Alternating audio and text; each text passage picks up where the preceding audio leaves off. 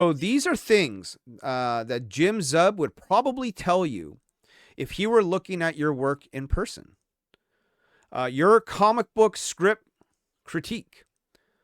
Number one, comics are a visual medium. Give the artist visual information they can use to build an engaging scene. But don't clamp down with tiny specifics so much that your collaborator won't have any creative input.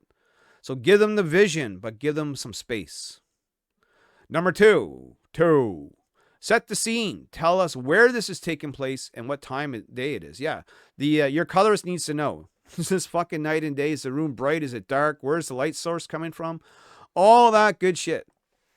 Number three. Describe your characters in more detail. What they are wearing, what they are doing, and how they feel about it. Number four. I think this one's sort of important. I'm not sure how I think of this one. Comics are not screenplays. Well, they kind of are, though. You know what I mean?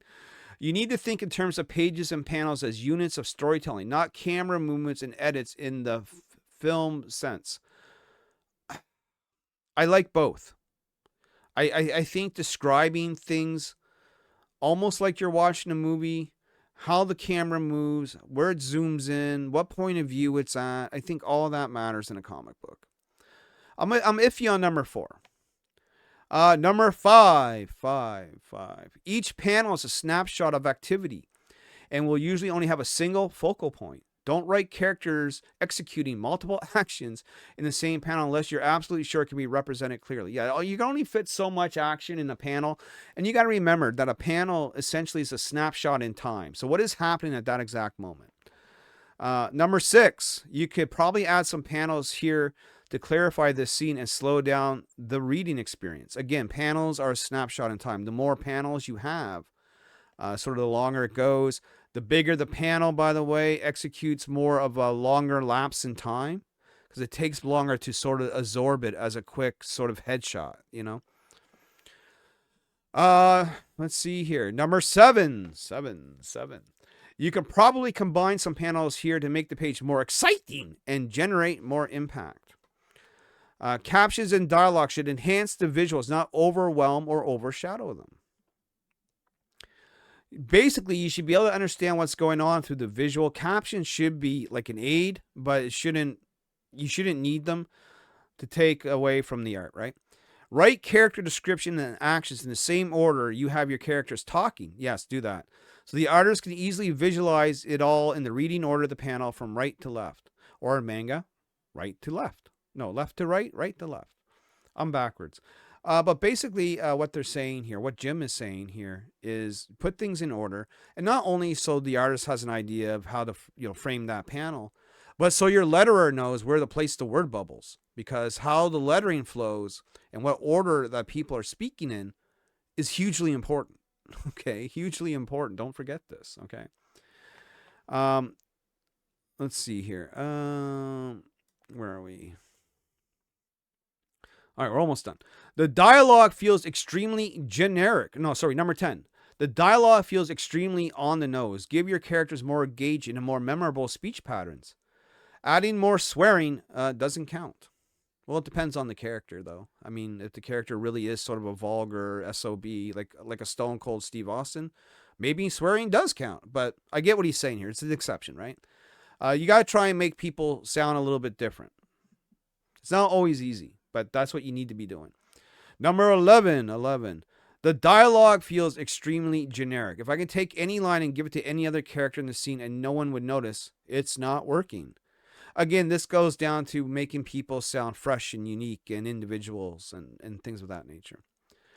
I can tell if you're a big fan of X-Men or any other popular thing, but beyond copying the key aspects of that existing story, what are you trying to say? Why should a reader read this story instead of the original one that has influenced you? Well, because hopefully yours is a fresh take on maybe something that is fairly old now. Maybe it doesn't fit in, with the way the world is today. Like if you're influenced by something in the 60s, clearly, a retelling of that influenced story in 2024 is going to be different. The times are different. Attitude is different. Technology is different. society overall is just different, right? So that's all going to reflect in your story. So hopefully you're bringing something modern to it. Hopefully you're bringing something original to it. I mean, it's one thing to be influenced by something, right? But it's a whole other ball game to straight out just rip it off, you know? I mean, we get compared to X-Men all the time. And I like that comparison. But hopefully we're compared to the X-Men in the best possible ways, you know? And I do try and bring something different than the X-Men does. Do I have genomes that are basically people born with powers? Yes. But all my genomes are female. That doesn't exist in the X-Men world. That's just one unique way that we're different, you know. The idea of separating yourself from your influences is important, you know.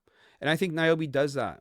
You know, the things that we do keep in line with the X-Men is doing compelling stories, hopefully, that make you think and scratch your head at the end, that doesn't preach to you a message representing any side other than, you know, here's what happened in this story and what do you think of this particular situation, you know. But these are things that Jim Zub may say to you if you show him your script. What do you guys think? Do you think that's on the nose? Do you think that is useful to creators to just sort of have that sheet floating around? Let's see here. The Crooked Painter says, no, I try to get murdered while selling my paintings. Well, don't get murdered, okay? How can I have a sponsor if he's dead? You know, we don't want anyone dying here. What do you think? I don't know, where is it?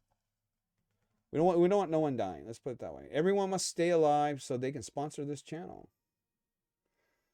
You know, it's I'm looking for a soundbite. There it is. He's dead, Jim.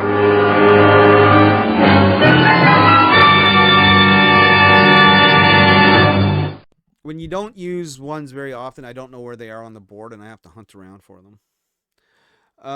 Let's see here. Josh, the Amazing Animator, says, I wonder if Jim remembers me from school. I should give him a copy of Pineapple Pizza Man if I see him at a con. He does a lot of them, especially in Canada. He's all over the place, man. I probably met him 4 or 5 times. You still need to describe each panel, but the process of writing a film script and a comic book script is very similar. I would think so, right? 100%. It's a film script. LOL. Number 4 is just wrong. It's wrong, Kyle. It's wrong. Is it kind of wrong like that? I don't know.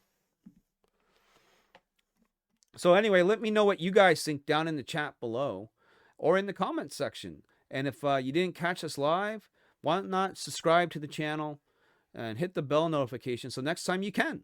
And we'll see you soon.